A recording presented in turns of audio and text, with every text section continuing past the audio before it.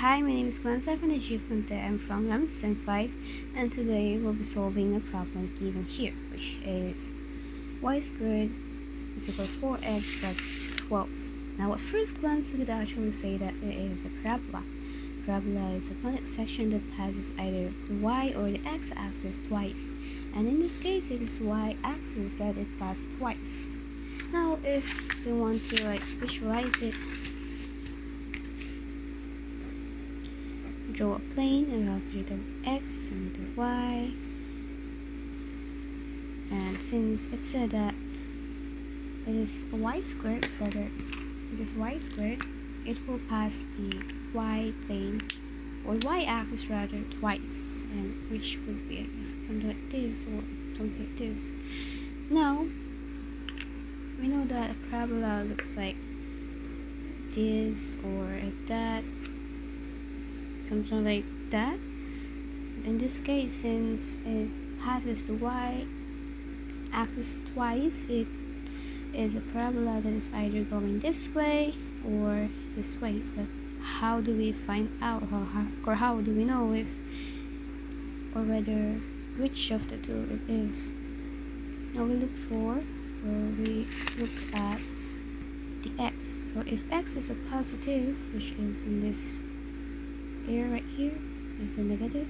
If x is positive, it will face this way, and if the x is negative, it will face that way. But we can actually see right here that the x is a positive number, so it will go this way, and the parabola would look like something like this. Now this is not the accurate way to draw a parabola, but at least we know what it is that we'll be seeing later on, or what it is that we have to expect. Given that we have here the things that we must acquire, or at least we must have. Let's just check the graph because we're gonna be doing a graph later on. Now the standard form with a parabola is y minus k squared, rather 1 minus k squared is equal to 4p x minus h. And next thing we'll do is we'll substitute this into this, and that would make it the same because we didn't really move anything or do anything to it. Now y squared seems a bit okay, right? Let's kind of focus it. Y squared seems to be okay, it's similar to this one, but since the k does not have value, we can assume that it is 0. On the other hand, this polynomial right here seems a bit weird. That doesn't look like this thing right here that we want it to look like. What we're gonna do is we're gonna factor it out, and if we try to multiply it, 4 times x is 4x, and 4 times negative 3 is, rather it's a positive 3, I'm so sorry. So 4 times 3 is a positive 12. Now they look kind of the same, and yes, they are the same. So now we can try to look for the coordinates of the center, and then that is just h comma k. As I mentioned earlier, there is no k value, so it would be 0 immediately. And in this case, we have here the x plus 3, that if we solve for it, it will become x is equal to negative 3. We have here the center, the coordinates. The next thing we'll find is the p units, which is right here. You can see it before p. We're just gonna get the p right there. And if you look at the new equation that we have here the 4 that is the same phase as 4p. So that means that 4p is equal to 4, and if we solve for that, p would be equal to 1. Now I'm gonna tell you this thing, this p unit right here is like one of the most important, if not the most important thing when it comes to a parabola, because once you get this P, you'll be able to graph the parabola very easily.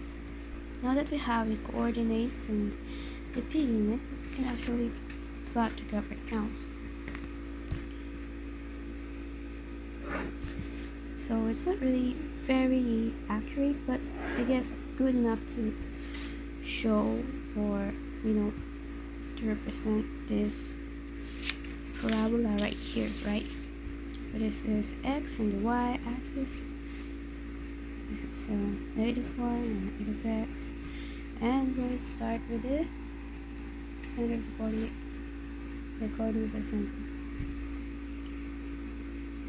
So it is -3, which means it will go to the negative side. So it will be right here, 2 and 3. That's -3, and since k is 0, it will remain in the same line. So here we have coordinates of the center. We have a P unit. This P unit, like what I've said earlier, it's a very powerful thing when it comes to parabolas. You could actually easily get the focus and the equation of the vectors very easily. So the formula for the focus is F is H, positive, negative K, positive, negative P, comma K. Now it depends, right? This will be switched if the x is the one who is squared and not the y. But in this case, it is the y that is squared, so it is in this way. Now we don't even have to follow this formula, because we can actually do it right away on the graph. But I'm just going to show you that these two things are the same. So P units, one P unit away and one P unit on the other way. There we have the focus and the directrix. So which one is the focus, which one's the directrix? Looking back at what we've drawn earlier, so it is this one. It is a parabola facing straight right, facing to the right, which means that this will be the focus right here. And this is the directrix. Now the directrix acts like kind of a barrier or a limit to this parabola. So there will be no values that will go in this direction, that direction. Now if we look at it, we'll try to actually use a formula. It will give us the same answer. H is 3, -3, as mentioned earlier, positive, -1, comma 0. Now that would give us -1, comma 0, -4 rather, comma 0. On the other side, if we try to do the other way, it will give us -2, comma 0, which is very familiar, right? This one right here is the directrix right there, and this one right here is the focus, which are just the same. So the equation of the directrix would be x is equal to -4. Now we don't really have two foci, because this is a parabola, so it only has one foci if I'm not wrong. Now the missing thing right here doesn't look like a parabola yet, so what we're gonna do is we're gonna use 4p again, because yeah, the p is kind of the hero right here. Let's pretend it is a 4p. And in this plane we have here the 2p and 2p. Now if you add them, it would be 4p. So what is 2p? 2p is basically 2. because if we substitute this p unit into this place right here, it would become 2. So we're gonna go 2 units up and 2 units down.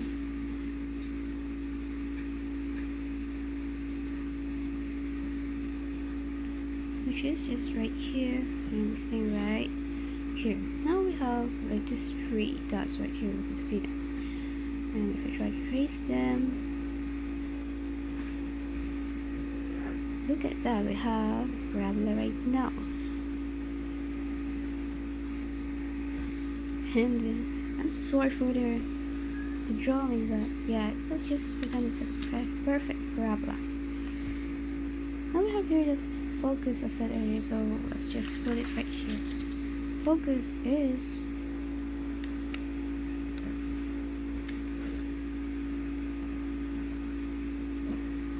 right. Now the 2 things that we're looking for here is or are the vertex and the axis of symmetry. So the vertex basically is that point. For example, in the parabola it would be here, and if you look at this, if you analyze it, it's right here. So the vertex is -3, 0. Now there are certain formulas for those, but if we actually try to look at the graph and understand the graph, most of the time we wouldn't really kind of have to fully depend on the formulas. Now it is the axis of symmetry that we're looking for. So the axis of symmetry is something like this. Pretend we have a heart, and if we cut it in half, if we cover this part, it's just the same with this one, and it's the same as well if we cover this part. It's the same with the parabola. This is the axis of them being symmetrical or a mirror to each other. And in this case, if we look at it, it is actually 0. Axis of symmetry is x is equal to 0. Because if we try to draw it again, smaller version, that would be the axis of symmetry, right? Just the same as this one.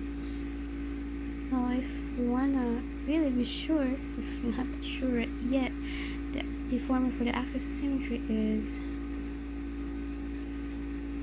p/2a, and if we try to plot it, we need this to be in this form. We need our equation to be in this form. It's supposed to be by, let's see, yeah, in the standard form. Now if we look at it, this thing right here, we don't really have values for a b, so that would make it 0 and 2/a. So our a would be 4, as mentioned here. It would be 4. And 4 is equal to 8. And actually, if we try to multiply them, that would just be 0. And it will give us the same exact answer as this thing right here, this axis of symmetry. And that is the graph. Look at it, found the graph, found the focus, the vertex, equation of the directrix, and the axis of symmetry. And that is how you solve this problem. Thank you.